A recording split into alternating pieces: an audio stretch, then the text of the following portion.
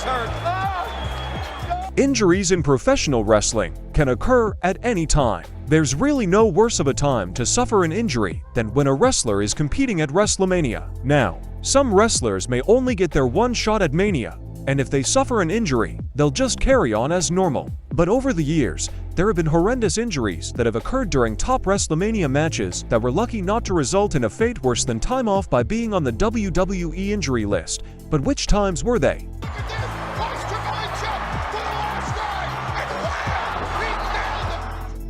Mustafa Ali's injury at WrestleMania 35 was without a doubt one of the worst-looking injuries to ever take place in a WWE ring. The injury took place at the Andre the Giant Memorial Battle Royal, as for landed with the corner of his eye bouncing off the corner of the announce table, and it looked absolutely brutal, and fans were deeply concerned in relation to the welfare of Ali. Luckily, the injury wasn't as bad as it looked, and he would reassure fans on social media a few hours later that he was going to be okay. The ladder match is one of the most dangerous match types that exists in pro wrestling, and unfortunately Jimmy Uso found this out the hard way at WrestleMania 36 at the 36th annual event. The SmackDown Tag Team titles would be defended in a triple threat match with 3 teams nominating one wrestler to compete on behalf of the tag team. The match consisted of Jimmy Uso, John Morrison, and Kofi Kingston, and Jimmy would unfortunately be injured in the match after suffering a serious knee injury. It's unclear at what part of the match Jimmy would suffer the injury, but it would be incredibly serious, as it was reported that Jimmy would be out for over 10 months. When WrestleMania 36 was forced to be relocated to the WWE Performance Center due to the global pandemic, WWE decided to shoot AJ Styles vs. The Undertaker in a cinematic match. It would be a boneyard match and would take place in a graveyard, as the match in essence was a rebranded version of the Buried Alive match. The match was acclaimed by fans who praised the efforts of both WWE and the two competitors to really deliver something special, and it became one of the most memorable main events in WrestleMania history. The match actually took 8 hours to film, and the main reason for this was because The Undertaker actually suffered an injury during filming. The dead man would cut his arm on some glass and would require medical assistance to fix up his wound. WrestleMania 19 main event match between Brock Lesnar and Kurt Angle almost ended in tragedy.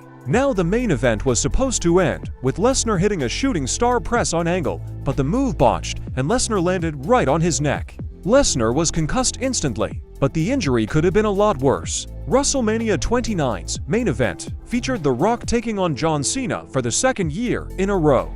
However, this time the two wrestlers would be competing for the all-important championship. Unfortunately, during the match The Rock was badly injured. His injuries included a torn abdomen and an injury to his leg, which he described as complete numbness. WrestleMania 29 would once again feature Triple H receiving a special entrance on the way to the ring.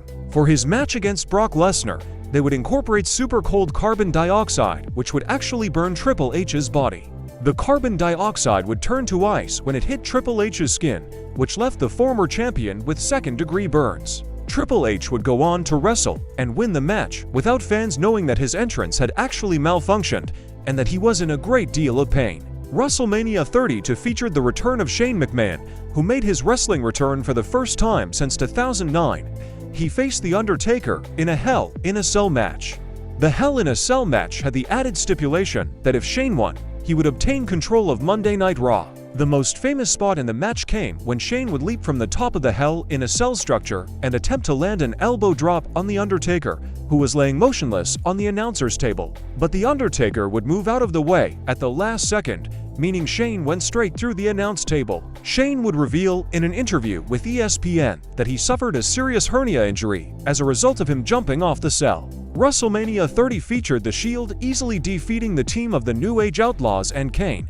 Although the match was only 3 minutes in length, Billy Gunn managed to suffer a serious injury. The finish of the match involved The Shield hitting a double trademark powerbomb on both Road Dogg and Billy Gunn, but unfortunately for Billy, he was seriously injured upon impact and he began to cough up blood. That's it from today's video. Give your opinion in comments, and also did not forget to subscribe. I will see you in the next one. Deuces.